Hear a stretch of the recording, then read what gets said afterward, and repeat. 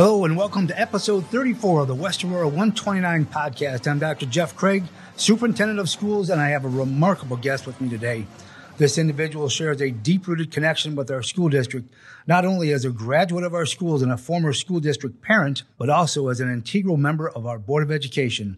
Beyond her dedicated service, she holds the esteemed position of an administrative law judge for the state of Illinois, the Honorable Valerie Brown Dykstra. Thank you very much for joining us today. Well, thank you for having me. I'm excited to be here. Well, this is a nice treat for us as well as we wind down my career and as you get close to the end of your terms of service. Wanted to make sure we had this dialogue because it's a unique opportunity. So in light of that, you are currently our longest serving member of our board, elected back in May of 2013, that was a year before my tenure began. And as previously mentioned, you also bring a unique perspective of having been a graduate of West Aurora High School. If you could talk a bit about your remembrances of those days as a student in West Aurora School, and then your observation from a variety of perspectives, how we've evolved since those times in the district. Okay, I started at Schneider Elementary School in North Aurora. It was 2 blocks from our house, so at that time, students went home for lunch. So every day, rain or shine, we'd run home, watch Bozo Circus, eat, and run back to school. I remember those days fondly. And occasionally, there'd be hot dog day when it was exciting. You got to stay at school and have hot dogs with the busser kids. But so I spent, K through 6 at Schneider. Then I went to Franklin Junior High for junior high. And that was the old one on Galena. It's now gone, and it's a beautiful park. Nice park, yes. But that was an interesting experience. As Schneider was fairly new at the time. It was only a couple of years old. And it was your, one-level building where you get to junior high and we're on 5 different levels, and beautiful old building, just a gorgeous building, but definitely old. And then we moved into the brand new North Campus. Yes. My class was the only class to go all 4 years there. Which is now IMSA. Yeah. Yes. So we started there and ended there. That was a trip. We called it the circus tent because it was just this giant open building. The only rooms that were enclosed were your science rooms on the 2nd floor. And then if you got down into the shop classes, those had individual rooms. Otherwise, none of the classrooms had full walls or ceilings. Back in the 80s of the open concept? Yes. So it would have been like 78 through 81. Yeah. And you did learn to pull out the distractions. You had to focus because, you had French next to you on one side, and then you might have algebra 2 doors down, and it was just constant noise. I can't imagine that being successful today. No, it wasn't really successful then. The kids had problems with focusing, attention. Sure. But, at the time, this was modern, this was new, this was fun. There were a lot of problems with the buildings, though. We had fires, we had floods. We had the huge snow in 79, so when that melted, we had lovely indoor water features as the snow melted and ran down the walls in the English classrooms. But I had some incredible teachers, just incredible teachers through the years.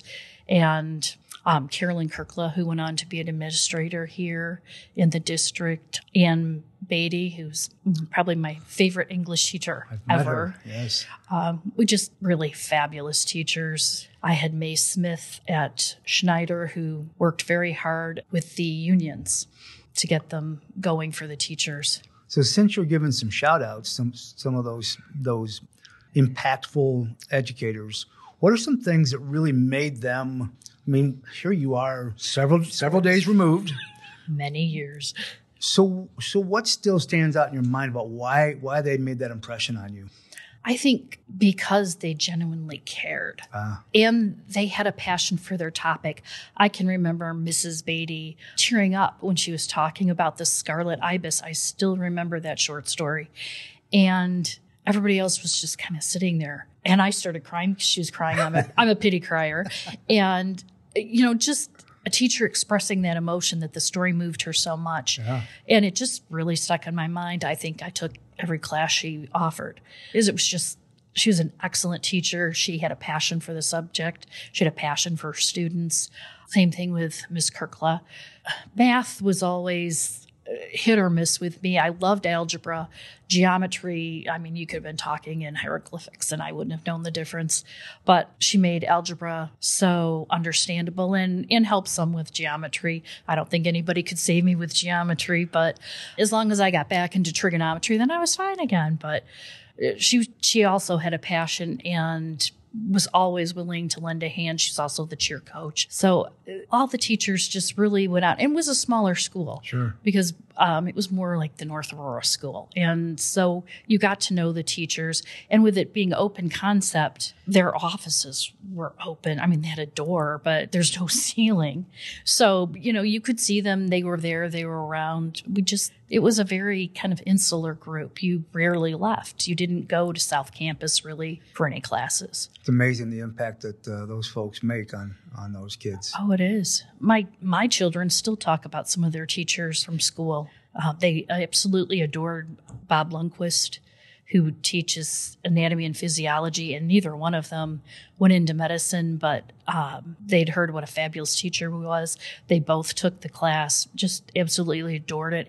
He brought it to life, and there's so many teachers. Schneider had just outstanding teachers. There were Barbara Rajas and Pam Hansen and Pam Urshan and Mike Dodson. And just every year it was like, who am I going to get? Yeah. And then, of course, we have to give the shout out to the principal because Dr. Smith was the principal at the time. Can't forget him.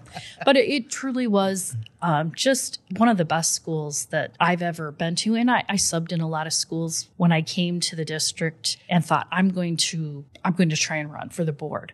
I thought what I need to do is get out and see what's there. So I signed up to be a sub. And I thought I'm going to sub in every single building that I can and just get the culture of the building. And I love Schneider. Of course, I'm a little prejudiced. Mrs. Larry at Hill was incredible, always so welcoming. Longtime principal there. Just, you could tell the culture in some of the schools, they would welcome, not that anyone was ever mean, but, certain principals and schools would go out of their way to welcome a sub and, what do you need? What can we help you with? Other ones were like, hi, great, thanks for subbing. And there's nothing wrong with that. Sure. But you really got to see a lot of the culture from the different schools. And I subbed all the time at Jefferson. I thought I'm just going to do, once or twice in each school. And then Jefferson's like, will you come back? Will you come back? And everybody's like, oh, you want to sub in a junior high? You want to sub at Jefferson? They were fantastic. I really enjoyed my time subbing. And I thought, yes, now that I know the culture, I want to do this. That's awesome. You bring up where I was going to head next, and you talked about your education background. We did a little sleuthing on you and found out that you were identified as the Student Teacher of the Year at Western Illinois University. Shout out to the Leathernecks. And you did some substitute teaching and did your student teaching over in District 131, that other school district across the river. No, I did my student teaching here. Your student teacher here, okay. At Smith. So you've done all of that preparatory work in education, and then you pursued your avocation in law. What encouraged you to head that direction? Well, it sounds silly, but my parents were huge fans of Perry Mason. And so I grew up watching Perry Mason. I made my cousins play Perry Mason with me. Other kids played house. We played Perry Mason. I was Perry Mason. They were the secretaries. You may have just dated all of us that recognized Perry Mason. And that was it. I was going to be Perry Mason. I was going to free the innocent. And my mom and dad were both teachers. My dad was a principal on the east side at Brady School for 26 years. And so they were both very strong advocates for education. And my dad's, don't major in political science. What if you get to law school and you hate it? Sure. What are you going to do with it? So he said, go to teaching, get your undergraduate degree in teaching and see what happens. So I decided on elementary education. I had to stand in line and pick my line because that's dating me too. And I decided, elementary, because there's so much I can do with that. And so I was certified for language arts, mathematics, science, and social studies. Wow. And I thought, okay, I'm ready. I can do this. And then I love teaching, but I always wanted to be Perry Mason. And so that was my goal. And I thought, if I hate it, I can always teach. I can come back and teach if I hate it. And I got to my third year, did an internship with the Appellate Defender's Office, and realized that Perry Mason lied. Your clients, for the most part, are not innocent. Most of your clients are, in fact, guilty. And then you're like, well, I'm not saving the guilty. And there's nothing wrong. Everyone is entitled to defense. Sure. One of my best friends from law school was a wonderful defense attorney here in King County. But that was not what I wanted to do. So I'm like, well, okay, now do I teach or do I find something else? And I happened to fall into the city of Aurora, had an interview with them, and thought, this looks like an interesting place to go. There's so much I can do here. Wow. So I started, I was assistant corporation counsel for the city. Thanks for sharing that insight. Because sometimes you wonder why people choose a certain vocation and what kind of motivates or prompts them to go that direction. So thank you for doing that. Speaking of, you'd mentioned earlier about doing some substitute teaching and potentially thinking about a run for a school board member. That's a big commitment, and you've carried that mantle well. You've been a representative of our district for the last 11 years now. What has inspired you to take on that role of board member, knowing the awesome impact that you can have on almost 12,000 kids and almost 2,000 adults and our 20-some thousand parents? My experiences here, I felt that I had such a wonderful education. My husband also is a graduate of West. My kids went through the schools, and I thought, we have received so much from West. What can I give back? There's, I'm not going to teach at this point, and I still have the nights where you go, what if I had chosen the different path? Sure. But I thought, well, this is something that I can do. I can give back. I thought, I have the perspective of being a student, a parent. I've been in the community for years. I'm familiar with the area and city government. And I thought, I'll just run, see what I can offer. See what I can do to help out the school. I want to give others the same experiences that I had.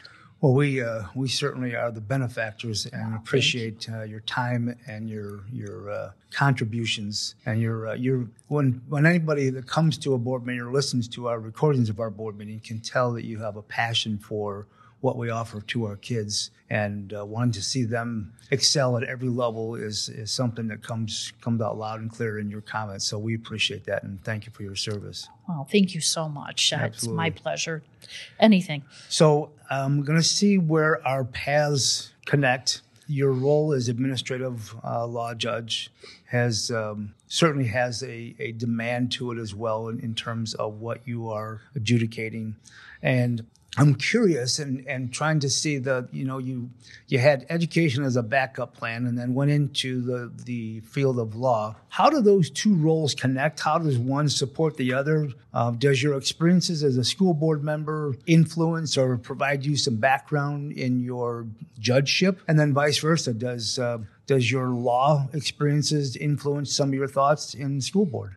I think they do. As an administrative law judge, it's a little different than a civil judge most people think of. Not to be terribly technical, but there's common law. Sure. And that's what most law is that people think about. It's the things that started in England, 1,000 years ago. And that's your criminal law and your civil law. And then administrative law is what I do. And that's the law that didn't exist just in the free world. It's actual written law. So something that didn't exist until it was written into law. I do mostly assistance appeals. So people who have applied for SNAP benefits, medical benefits, nursing home benefits, anything that you can think of along those lines. If they've applied, they've been denied for some reason, then I would hear their appeals. And they get to tell me why they think we made a mistake, why the state made a mistake. And my job is to listen And that's primarily what you have to do, because most of these people are not professional. They're not attorneys. They're just average people that you would meet if you went out into the community. Sure. And they have concerns. And so many of them, this is their last opportunity.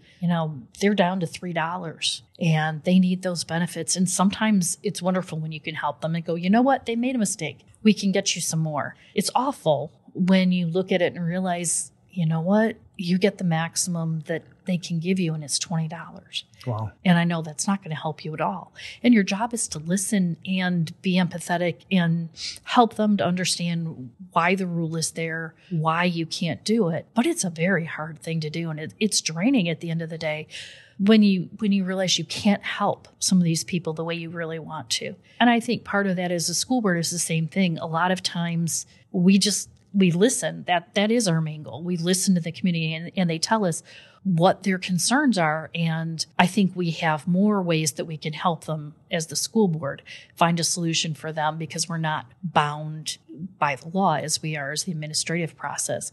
But at the end of the day, there are things we can't do for them that they might want us to do. And our goal is we listen and we can empathize with them and we can help them find a solution if we can. But sometimes all we can do is listen and say, I'm sorry. I'm sorry we can't do more for you. This is what we can do. And maybe we can help you find another solution or another place or another decision. But that's what we can do for you at this point. And so I think that's how they're similar, is that you bring your listening skills and your empathy and understand that everybody that comes to you is there because they have a concern. Most people aren't coming to our board meetings to be, contrary. Yeah, they're not coming to be contrary. They're coming because they have a real concern. And sometimes I know after you've worked all day, it's like, really, another one? But you have to remember this is their first time and this is a big deal for them. We may hear it 50 times a day, but it's new for them. And that's hard to do sometimes because, you are sitting here going, I just heard this 52 times. But you have to try and be fresh and new for them. Plus, it sounds like both of them are, whether it's the law or if it's education, they're both about people. Absolutely. And it sounds like you handle that very well. I hope. So I'm going to gather your whole body of work from a student in the late 70s, parent, community member, school board member. What would you hope or envision for our district moving on the next 5-10 years? I hope that we continue to do what we're doing. You have done a phenomenal job of pushing the school district into new and innovative places. Thank you. I am so happy that I got to be a part of the choice for superintendent, because once I met you, I'm like, this is the person we need. We need Jeff Craig to run this district. And that was my goal. It's a big compliment, and I take it. Wow. Thank you. You should, because it is a huge compliment. I knew from the first time I met you that you would be the perfect person to run this district. You were also the one that I came on a site visit Absolutely. to my former district out to South Central Iowa. And that was very hard because a couple of them pulled me aside and put, please don't take our superintendent. And it breaks my heart because I didn't want to do that to them, but I knew you would be the best person for us. And you have done incredible things. The Jeff Craig Family Resource Center is going to be huge for the district when it opens. Our students can get health care there. If they have food insecurities, we can help them with that. And there are other issues, and that's going to be amazing for the district. I thank you for doing that. Absolutely.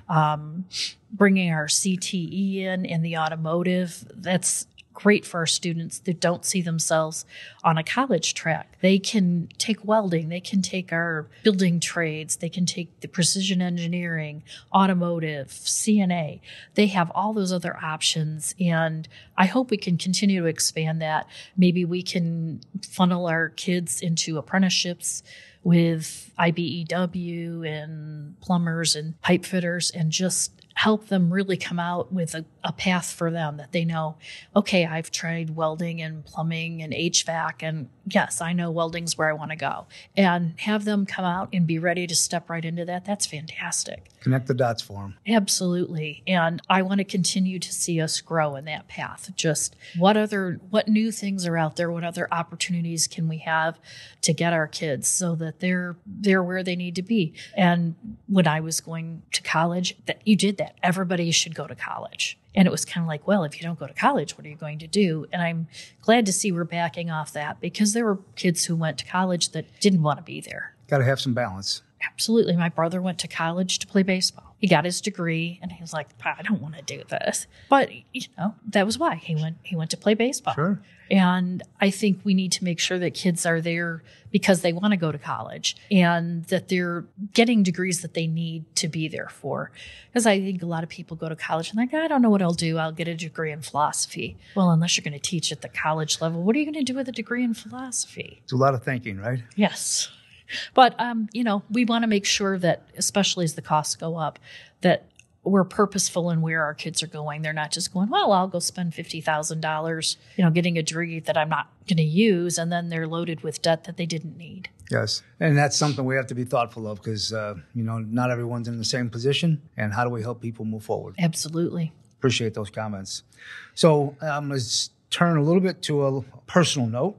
And you've shared with some of us, and so I will broadcast a little louder that your family is going to be growing, that you will be a brand spanking new grandparent soon. Congratulations. Yes. Well, thank you. That's very exciting. excited. Yeah, I bet. We're very excited. And when is the anticipated due date? May 19th. Spring baby. Yes. That'll be fun.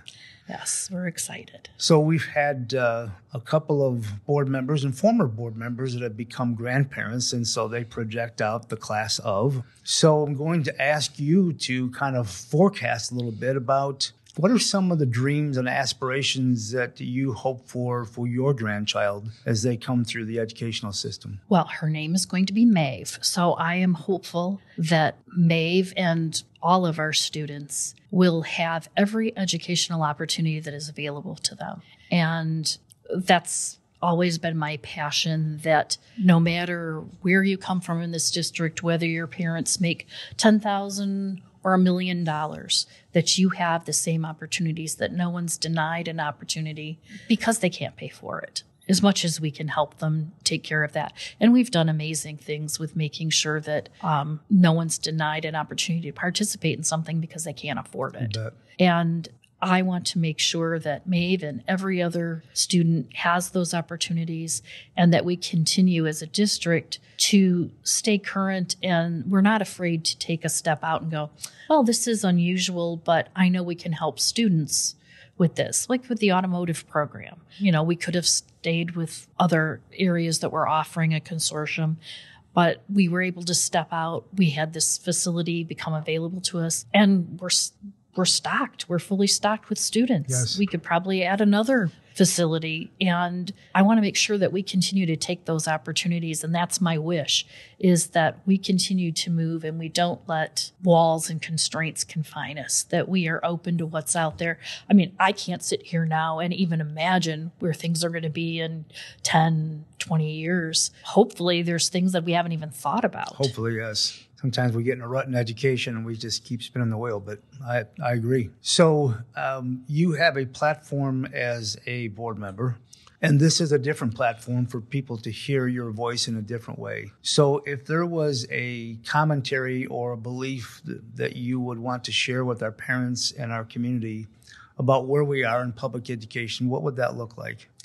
I think I want parents to know that despite what you hear on the news, people, teachers and administrators are there for the most part because they want to see your kid excel. And so oftentimes in the media, teachers are portrayed as just union members who want the best for themselves, and they're not really concerned about the students. And while you may have 2 or 3 like that, and that would be the same in any profession that you have. Absolutely. There's going to be a few people who aren't there for the right reasons.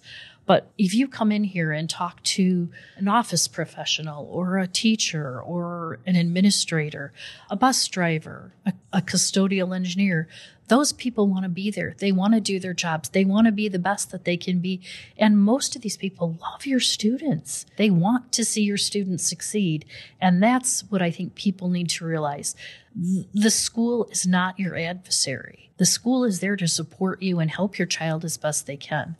And sometimes it doesn't seem that way because maybe what you want for your child isn't something that can be offered for your child.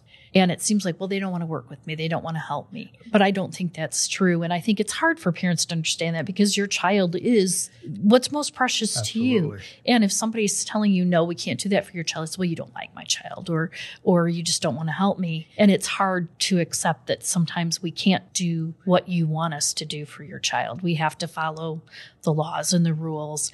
And people are there, at least in this school district, and I'm assuming that it's that way across the board. We're there to help. We're there to help you, and no one is there to alienate or harm your child. And that's so often the picture.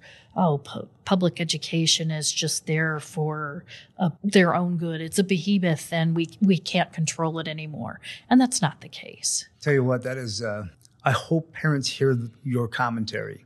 Because it's very genuine. If anybody knew who you are, they know where those comments come from, and it comes from the heart, and it comes from a good place. So thank you for those thoughtful commentary. And thank you for your time here today. We appreciate and value your leadership, your vision for our district, helping guide myself, guiding our district along.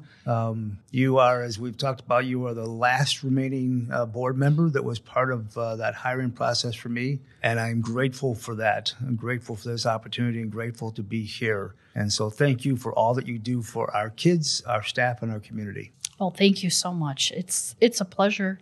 And I don't know what I'd do without the opportunity to help. Just keep on smiling. Appreciate that. Please remember, you can find us wherever you get your podcasts, including Apple Podcasts, YouTube Music, SoundCloud, and the TuneIn Radio app.